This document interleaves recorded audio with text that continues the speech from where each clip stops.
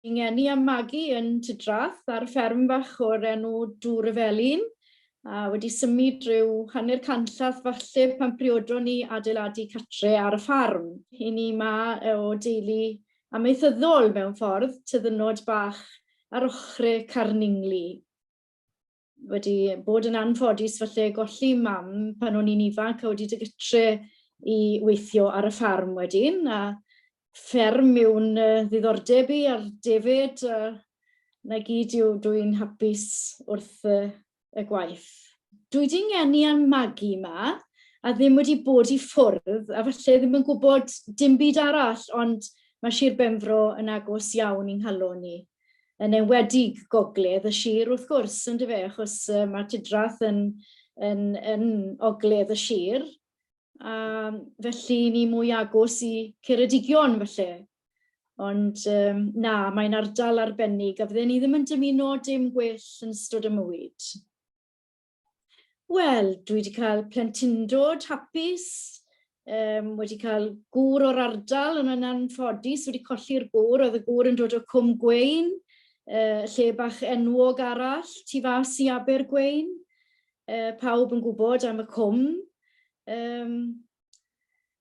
Atgofion yw cael, wel, dwi ddim yn siŵr, chymod, mae popeth wedi bod trwy mywyd i yn atgof pleserus iawn o fywyd. Dwi'n hoff iawn, dwi ddim yn gantorus, na dim ond dwi'n hoff iawn o glywed canu, a gwrando ar canu, a gweld eisiau cymdeithas nawr i ni'n anelu at adeg y Pasg, lle bydden ni'n cynnal ein cymanfaganu flynyddol yn y capel, gweld eisiau'r pethau yna nawr, wrth gwrs, oherwydd yr afiechyd creulon sy'n o gwmpas, yn dyfe.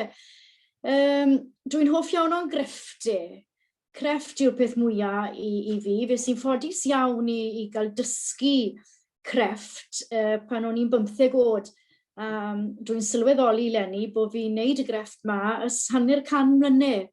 Mae'n grefft fach syml o'r llafur, llafur sy'n tyfu naturiol yn yr ardal, a dwi'n ffodus iawn i ddal i gael llafur gyda ffermwyr ffrindiau da sy'n folon i fi ddod i'r cae a torri'r llafur. Dwi'n neud y gwaith wedyn, dwi'n neud pedolau ar gyfer prydasau. Dwi ddim yn gwerthu nhw, dwi jyst yn hoff o'i gwneud nhw a dysgu rhai pobl ifanc fyd i wneud nhw. Mae gyda fi fan hyn galon. Gallu gweld hwnna'n weddol fach? Nes i'r rhain ar gyfer priodas y ferch. Nwyll fach fan hyn, hon wedi ennill gyda Merched y Wawr. Dwi'n ffodus iawn i gael cystadlaethau, ddim yn unigol ar y doliau hyd, ond falle cystadleuaeth nawr mewn unrhyw gyfrwng. A wedyn dwi'n dod mewn â gwaith y llafur wedyn, a mae hwnna'n rhoi pleser mawr i fi. Wel, un peth sy'n falle yn ynharo i'n benodol yw bod ddim lot o waith dyn ni yn y sir. A mae'n ieuenctid ni yn mynd i ffwrdd i gael gwaith. Felly mae hwnna'n neud y gymuned yn fwy o bobl sy'n hynach.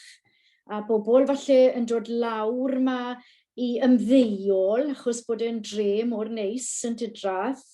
A wedyn maen nhw'n mynd mwy hŷn, a mae'r boblogydd yn mynd mwy hŷn a ddim cymaint o ieuenctid yn cymryd diddordeb yn gweithgareddau falle yn y dre. Mae hwnna yn ofid calon yn dyfe bod ddim gwaith i gadw'r ieuenctid ma. Yr hyn o'r flwyddyn wrth gwrs mae rwyna yn ei dymor a mae dyn yn eitha prysur a mae hwnna'n rhoi gobeith yn y tir pan ych chi'n gweld y rwyn bach yn dod, coed yn blaguro, a mae'n rhoi rhyw obaith rhyfedd i chi. A o'n i'n teimlo llynedd, chymod, pan gethon ni'r cyfnod clo, ond dyfe, pan ddath e mewn yn mis Mawrth. Ar y fferm, o'n i ddim yn gweld lot o wahaniaeth. O'n i ddim yn sylweddoli beth oedd yn mynd mlaen yn y byd a weud y gwir. O'n i dyma bach yn hunanol yn unan. Ond oedd y ferch gyda fi yn nyrsio, a o'n i'n gweld ochr arall i bethau. A i ni fod diolch am bob peth ond i ni, a i ni fod diolch yn y pen ma o Sir Benfro bod hi'n cystal arno ni.